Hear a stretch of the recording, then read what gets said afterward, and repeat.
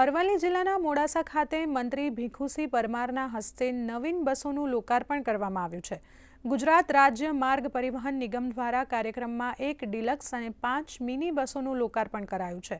આ સુવિધાના પગલે જિલ્લાના લોકોને વધુ આરામદાયક અને કાર્યક્ષમ પરિવહન સુવિધા મળશે। નવી બસના કારણે મોડાસા બસ સ્પોટની સેવાઓ વધુ મજબૂત બનશે। ડિલક્સ બસ દ્વારા 40થી વધુ મુસાફરોને આરામદાયક પ્રવાસની સુવિધા પ્રાપ્ત થશે।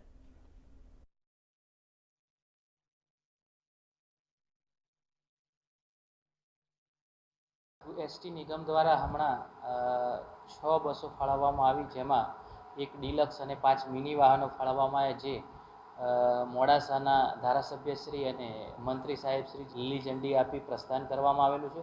જેમાં ડિલક્સ બસ છે જે મોડાસા સુરત રૂટમાં મૂકવામાં આવેલી છે અને 5 મિની બસો જે છે એ મોડાસા, મેઘરજ અને માલપુરના આંતરિયાળ વિસ્તાર કે જે વિદ્યાર્થીઓ કે મુસાફરોને આવન જવનમાં ઇઝી થઈ શકે તે રૂટમાં આપણે ફાળવવામાં આવેલી છે।